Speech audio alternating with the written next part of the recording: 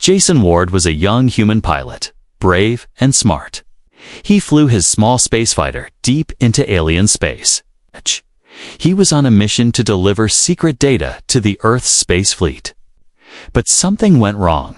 Pirates from the Orion Belt found him. They chased him through asteroid fields and glowing nebula clouds. His ship was damaged, burning, and almost out of power. Jason knew he had no choice. He aimed for the nearest planet on his map, strange green world called Alaris. He didn't know much about it, just that it was marked as peaceful. He flew into the atmosphere, barely holding the controls. The ship shook, the engines screamed, and then everything went black. When Jason woke up, he was lying on soft blue grass. The sky above him was purple, with two suns glowing like fire. His ship was a broken mess behind him. He tried to stand, but fell too weak and dizzy. That's when he saw her. A small alien girl stood a few steps away. She had silver skin that shimmered in the sunlight. Her long white hair flowed like water, and her big blue eyes glowed. She looked about 8 years old in human terms, but she wasn't scared of him, not even a little. She tilted her head, looked at him closely, and asked, "Are you a human?" Jason blinked, surprised. "Yeah," he said weakly. "Who are you?" "I'm Lyra," she said with a proud smile. "I saw your ship falling, so I followed it." Jason looked around. "Where am I?" "You're on Alaris," she replied. "My home." She walked over, handed him a glowing fruit, and said, "Eat this. It will help your strength." Jason hesitated, but took it. To his surprise, it tasted sweet, like honey and mint. He felt stronger in minutes. For the next few days, Lyra stayed close to Jason. She helped him walk, brought him water, and told him stories about her world. She showed him glowing lakes, singing trees, and floating stones that hummed. Jason started to enjoy her company. She was smart, curious, and funny, but most of all she was kind. Lyra followed him everywhere, asking questions. Do all humans have one heart? Can you really fly between stars? Why do you smile when you're sad? Jason laughed.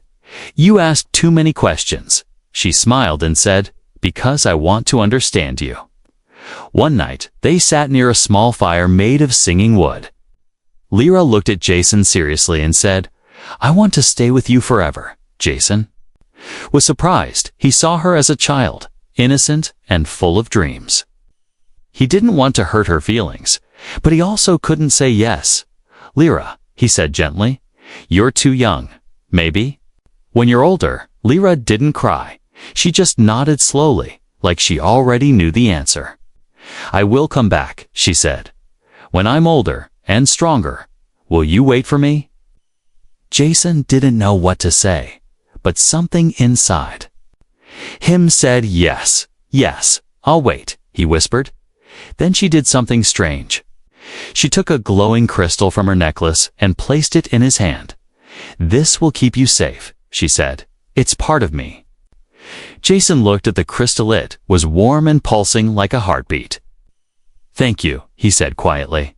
But before he could say more, a loud noise echoed in the sky. Earth rescue ships were arriving. Following Jason's distress signal, soldiers came down in glowing suits, checking his health, securing the area. Jason turned to find Lyra, but she was already walking away into the forest. He tried to call her name, but she didn't turn back. The leaves shimmered behind her, and then she was gone. Jason left Alaris that night. He never forgot the silver-skinned girl with glowing eyes and a brave heart, but he thought he would never see her again. He was wrong. Years later, she would return, not as a child, but as a warrior. And she still carried the same crystal and the same promise. Asterisk 10 years had passed since Jason left the planet Alaris. A lot had changed since then. Jason was no longer a young pilot. He had become a respected captain in the Earth space fleet. He had traveled through many galaxies, fought in many battles, and saved many lives. But deep in his heart, he still remembered the little alien girl with silver skin and glowing eyes. He had never told anyone about her, not because he was afraid, but because the memory felt too special, too personal. He still kept the glowing crystal she gave him. It rested in a small box near his bed, and sometimes, late at night, he would hold it and wonder, where was she now? Did she even remember him? One quiet afternoon, Jason was called to a high-level meeting on the Earth Alliance station. He walked through shining halls and entered the diplomatic chamber. Inside, many officers and leaders sat around a round table. But Jason's eyes went straight to the tall woman standing in the center. She wore a long, dark blue robe with glowing patterns. Her silver skin looked smooth and flawless. Her white hair was tied back like a warrior's. But it was her eyes, those bright blue eyes, that made his heart stop. It was her, Lyra. But she was not a child anymore. She had become a woman, graceful, strong, and full of confidence. Jason didn't know whether to speak or stay silent. He just stared, frozen in place. Lyra turned her head and looked straight at him. She smiled softly. "Hello, Jason," she said, her voice calm but deep. "It's been a long time." Jason's mind spun. He didn't know what to say. I can't believe it's you," he finally whispered. She stepped closer. "I told you I would come back," she said, "and I kept my promise." Everyone in the room watched with confusion, but no one interrupted after the meeting. Jason followed her to a private room. He wanted answers. "How were you here?" he asked. "You were just a kid when I left. On Alaris, we grow fast," she said. "Our minds and bodies evolve quicker than humans, and I've trained every day since you left. I studied your people, your history, your science. I wanted to understand your world so I could return as your equal, not as a child." Jason was speechless. He had imagined this moment many times, but now that it was real, it felt like a dream. She stepped closer and pulled something from her robe. It was the other half of the glowing crystal. She held it gently in her hands. "This crystal is part of my soul," she said. "When I gave you half, it connected us." Jason slowly reached into his jacket and pulled out his half. The two pieces glowed brighter when brought near each other. A soft hum filled the room. It was like the two crystals recognized each other, like they were alive. Jason looked at her, unsure. "Why did you wait for me?" he asked. "You had your whole life ahead of you." Lyra smiled again, but her eyes were serious. "I didn't wait," she said. "I lived, I learned. I trained, but I never forgot. You were the first person to treat me like I mattered. You didn't laugh at me, you didn't use me, you were kind and honest." Jason felt something warm in his chest, a strange feeling he hadn't felt in years. Still, doubts filled his mind. "This is all too fast," he said. "I don't even know what I feel." "I'm not asking you to feel anything now," Lyra said. "I just want to be near you. We have time, maybe not forever, but enough." Jason didn't know what to say. He looked at her and saw not just the little girl from Alaris, but a strong, powerful woman, someone who had crossed the stars just to keep a promise. But before he could answer, alarms started to ring across the station. A red light blinked on the wall, and a voice called over the speakers. "Emergency alert! Known ship approaching at high speed." Jason and Lyra rushed to the control deck. The radar showed a dark, fast-moving ship entering their space. Its signature didn't match any known fleet. Jason narrowed his eyes. "This isn't good," he said. Lyra's face turned serious. "They found me," she said. "And they'll do anything to stop what I've come to do." Jason looked at her. "Who's they?" Lyra didn't answer right away. She looked out the window, at the stars. "The ones who don't want peace." She whispered, "The ones who want me dead." The space station was now on high alert. Red lights flashed across the halls, and guards rushed toward defense positions. Jason and Lyra stood side by side on the command deck. The unknown ship outside was large, dark, and silent. No response came from its radio, no signal, no message, just silence. Jason looked at the screen and then turned to Lyra. "Who is that? Tell me the truth." Lyra took a deep breath. Her eyes were focused, calm, but heavy with emotion. "They are from the Shadow Wing," she said. "A group of rebels from my world and others. They don't believe in peace between our kind and humans. They think you're dangerous, that you'll destroy everything we have." Jason clenched his jaw. "But why target you?"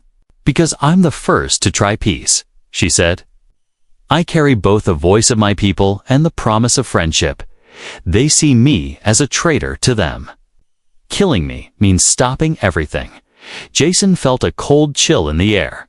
He looked at her carefully. There was more. He could feel it. "Lyra," he said gently, "you didn't just grow up waiting for me, did you? You trained for something more." She nodded slowly. "After you left Ella Reese, I was heartbroken. But I didn't stay a sad little girl. I went to the ancient mountain cities where the seers lived. They taught me how to use my mind, how to control energy, how to read emotion. I trained with warriors, learned science, history, everything I could about humans. Not because I hated you, because I wanted to return with strength." Jason listened closely. He couldn't believe how far she had come. "I had to prove to my people," she continued, "that humans are not just war makers. That some of you are kind, brave, and worth trusting." She walked over to a small console and placed her hand on it. A glowing image appeared in the air. It showed two sides, one with Earth cities, the other with alien forests. A bridge formed in the center, made of light and crystal. "This was my dream," she said softly. "To build a link between our worlds. But now they want to break it before it begins." Suddenly, the enemy ship outside sent a signal, one word: "Surrender." Jason stood tall. "We're not giving you up," he said firmly. "You came here in peace, and we'll protect you, but—" Lyra shook her head. "They won't stop, Jason. They'll attack, even if it means destroying the entire station. They've done it before, in other systems. If I stay, everyone here could die." Jason looked at her, fire in his eyes. "You're not going anywhere. You came all this way for peace and for me. I'm not letting them take you for a moment." Silence filled the room. The two of them stared at each other. The bond between them grew stronger, not just as friends, not even just as allies, but something deeper, something unspoken. Lyra reached into her cloak and pulled out a second crystal, glowing softly. "This is the heartstone of Alaris," she said. "It holds the memory of my people, the truth, our hopes, our fears. I was chosen to carry it. If it breaks, everything we are could be lost." Jason gently took it in his hands. It felt warm, almost alive. He understood now Lyra was more than a visitor. She was a symbol, a living key to peace. Then the station shook. An energy blast hit the outer shield. The rebel ship had fired a warning shot. Jason turned to the officers. "Raise full shields, charge weapons, prepare to defend." Lyra stepped beside him. "I can help," she said. "I'm not just here to talk. I've trained for battle too." Jason nodded. Together, they left the command deck and headed to the strategy room. Along the way, they passed windows that showed the stars. Jason glanced out and said, "Do you ever regret coming back?" Lyra shook her head. "No, I waited for you, but I also waited for this moment to show both our worlds that we can stand together, even if the stars fall. I won't regret returning." Jason smiled. For the first time in years, he felt something. He had long forgotten hope. The next move would decide everything. But they would face it together. a human captain and an alien girl who had once been a child. Now grown, strong, and ready to fight for a better future. Together, they were more than a memory. They were a promised one the galaxy couldn't ignore. Asterisk, the station was shaking again.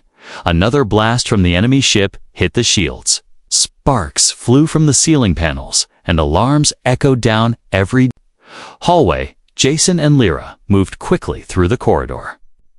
They had to reach the emergency armory before the next attack. The rebel ship had made its move. Now it was only a matter of time before it would try to land forces. Jason spoke into his wrist communicator. All officers to defense stations, full lockdown.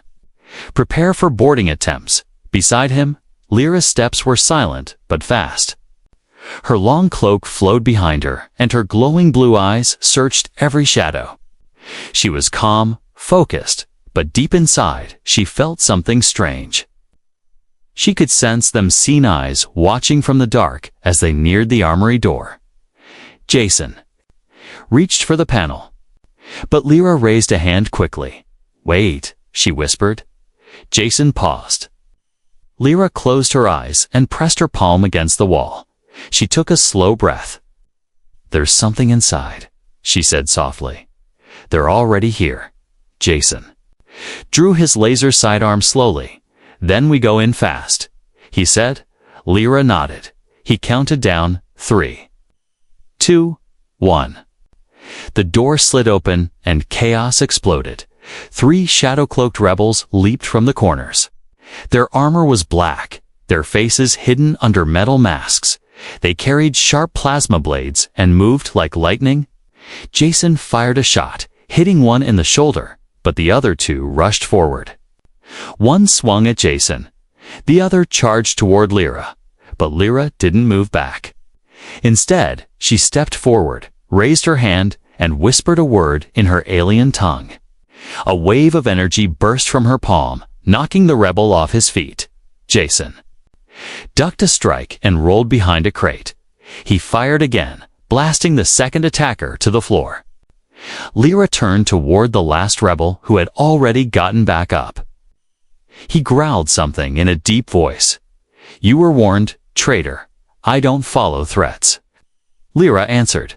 The rebel lunged at her. She spun to the side, grabbed his arm, and flipped him over her shoulder. He slammed into the wall and fell unconscious. Jason looked around, breathing hard. "That was impressive," he said. Lyra gave a small smile.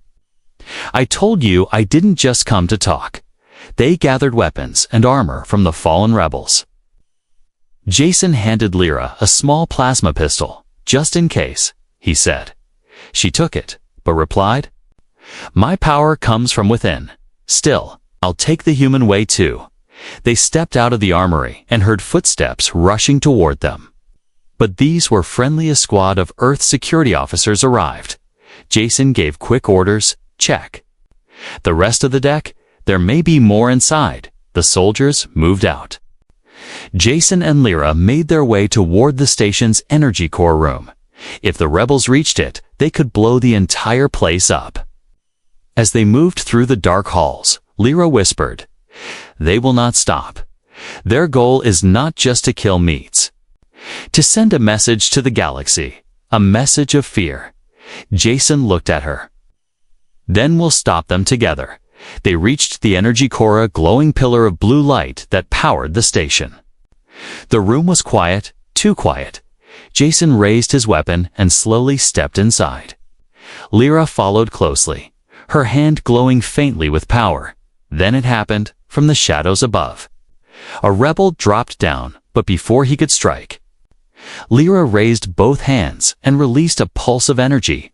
The force threw the attacker across the room, where he hit the wall hard. Jason fired at another hidden rebel hiding behind the control panel. 2 more rushed in through a side door. Lyra took one down with a stunning wave. Jason tackled the other to the ground and pinned him.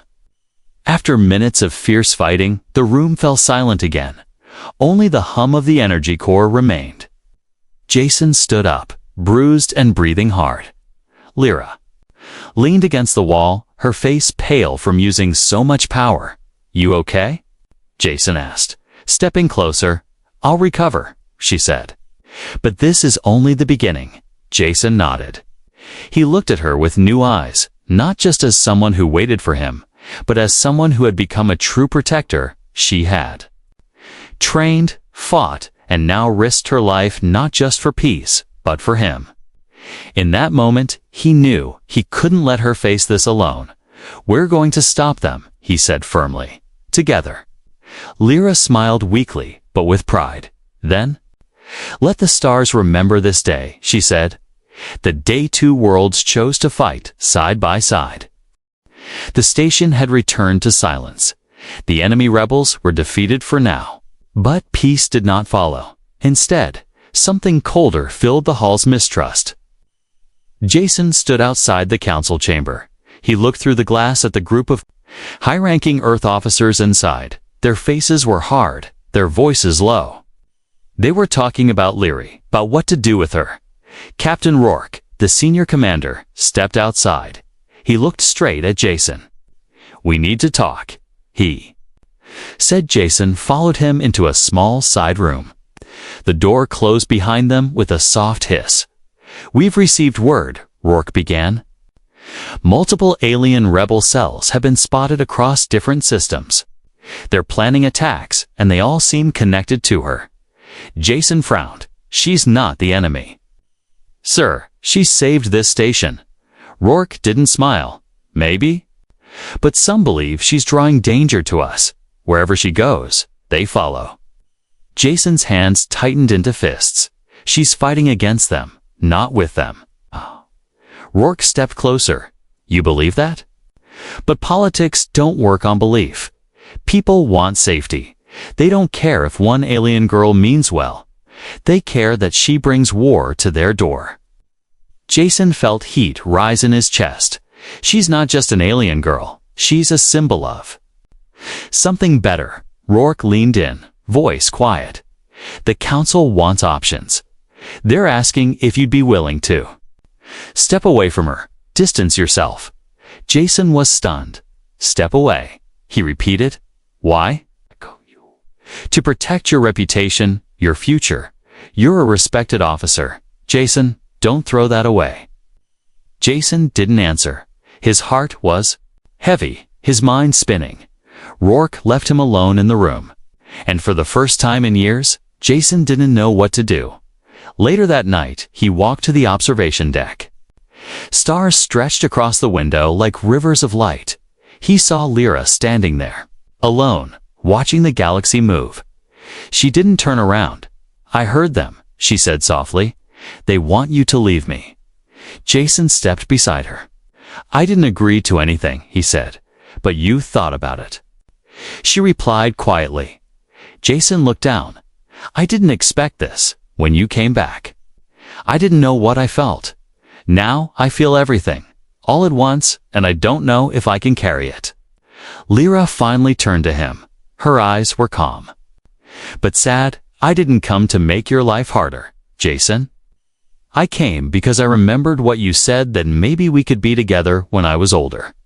She paused, then added, "I thought that maybe you'd be happy to see me." "I was," Jason said quickly.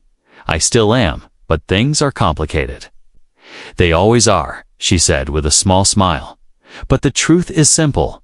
I still care about you. And I came back not just for peace, but for you." Jason didn't speak. The words were stuck in his throat. Lyra turned back toward the stars. "Maybe I made a mistake," she whispered. "Maybe I waited too long. Maybe you changed." Jason reached for her hand. "No, I didn't change. I just forgot how to believe in things like this." She looked at him again, then said, "You don't have to choose today, but soon. Everything will move fast. The rebels are preparing something big. If we don't stop them, everything we worked for will be lost." Jason nodded slowly. "I want to fight beside you. Not just for Earth or Alaris, but for us." Lyra's eyes brightened slightly. "Then promise me this. If the time comes and you must choose what's right, not what's easy. Jason held her gaze. I promise. At that moment, a young officer ran into the room, out of breath. Captain, there's been a breach in the outer ring explosions on Dock 6. Jason and Lyra rushed toward the command deck. The station was under attack again. But this time, it wasn't just a test. It was war. Lyra summoned a glow to her hands. Jason pulled his weapon. This time, there was no doubt. He wasn't protecting a stranger. He was protecting someone he believed in. Someone he could no longer walk away from. Dock 6 was burning. Smoke filled the air. Alarms blared. And the floor shook under Jason's boots. He ran beside Lyra, weapons drawn, heart racing. This wasn't a warning anymore. This was war. Rebel. Soldiers had boarded the station. They moved fast, silent, and deadly. Wearing black armor and using strange alien weapons, they didn't speak, they didn't stop. They had only one goal: destroy everything connected to Lyra. Jason led his squad through the lower corridor. He gave short, sharp orders. Cover left, clear that door, hold position. His team followed him without question. But every few seconds, his eyes searched for Lyra. She moved like a shadow, glowing faintly with energy. Every time she raised her hands, a wave of light pushed back their enemies. She wasn't afraid. She wasn't running.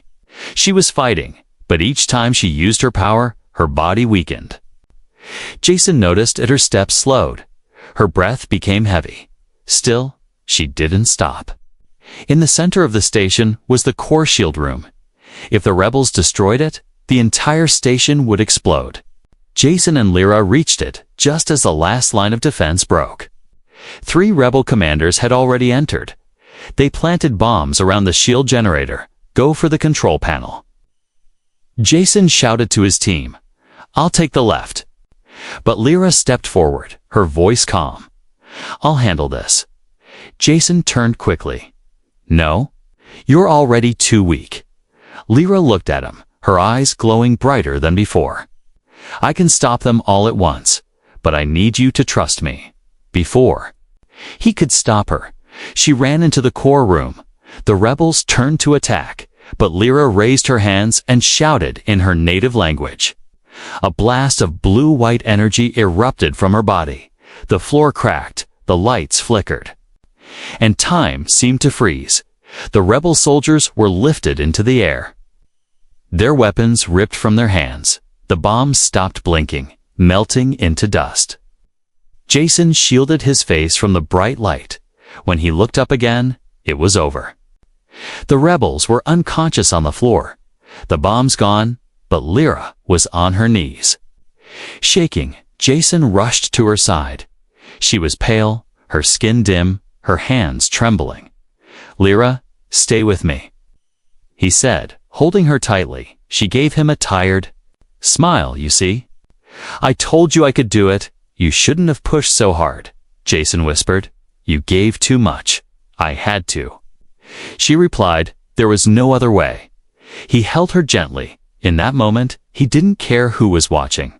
He didn't care what the council thought. All he saw was her brave, strong, and willing to give everything to protect both their worlds. More officers arrived, carrying the rebel bodies away. Medics ran to help Lyra, but she waved them off weakly. I just need rest, she said, her voice barely a whisper. Jason carried her himself to the medical bay. Refusing to let go, she rested on the healing table. Eyes closed, machines hummed around her. Watching her heartbeat, Jason sat beside her, silent for a long time. He remembered the little girl in the glowing forest of Alaris, the child who gave him a crystal and said she would return. Now she had kept that promise with strength, with courage, with love. Captain Rourke entered the room. He didn't speak at first. He simply stood beside Jason and looked down at Lyra. She saved the station. Rourke said finally. Jason didn't reply. The captain sighed. We were wrong. She's not a threat. She's hope. Jason nodded slowly. I knew that the day she came back. A few hours later, Lyra woke up, her eyes soft but full of light. Jason took her hand. "You did it," he whispered. Lyra smiled weakly. "We did it." Jason looked into her eyes, and for the first time, he allowed himself to feel it fully, honestly, without fear. "I love you, Lyra," he said. "I didn't know it before, but now, I know I don't want to lose you again." Her fingers curled around his. "I waited so long to hear that," she said, tears filling her eyes. "And I'm not going anywhere." Outside, the station began to rebuild. The threat was not gone forever, but something stronger had taken root. Choose unity and love between two worlds, and at the center of it, a human who dared to care, and an alien who never gave up. A few days had passed. The battle was over, the station was safe, and the galaxy had taken notice. Messages poured in from both human colonies and alien worlds. They all asked the same question: who was the girl who saved Earth's station? And why did she fight for humans with such power and heart? Jason stood by the large window in the council hall. He looked out at the stars. But his thoughts were with Lyra. She was still resting in the medical wing, but her strength was returning. Slowly, gently, news about her had spread. Everyone knew now that she had risked her life not just for peace, but for a human. Some leaders doubted her, some still feared her, but most saw the truth. She was a bridge. A light between two species who had feared each other for too long. The Earth Council called for a public gathering. They invited leaders from nearby alien worlds and key officers from Earth's fleet. Jason didn't want speeches or medals. He only wanted one thing: to see her smile again. The day of the ceremony came. The hall was filled with people in glowing uniforms and elegant robes. Jason stood in front, heart pounding. Then, from the far door, she entered. Lyra, dressed in a flowing white cloak with blue stars stitched into the fabric. Her silver skin shined under the lights, and her eyes glowed softly. Every step she took was strong, graceful, proud. The room fell silent. She walked up to the platform, stood beside Jason, and looked into the crowd. Captain Rourke stepped forward and held a silver emblem. "In the name of Earth," he said, "we recognize Lyra of Illyris as an honored defender of peace." He placed the medal on her cloak. The crowd stood and clapped, not just politely, but with real feeling. Lyra bowed her head slightly, then turned to the crowd. "I did not come to earn medals," she said, her voice clear and calm. "I came because a long time ago, a human told me to come back when I was older. So I did, not for reward, but because I believed in something greater than fear." She looked at Jason and smiled. "I believed in him." Jason felt his chest tighten. He reached for her hand, held it in front of everyone. "I didn't understand the promise I made all those years ago," he said, "but I understand it now.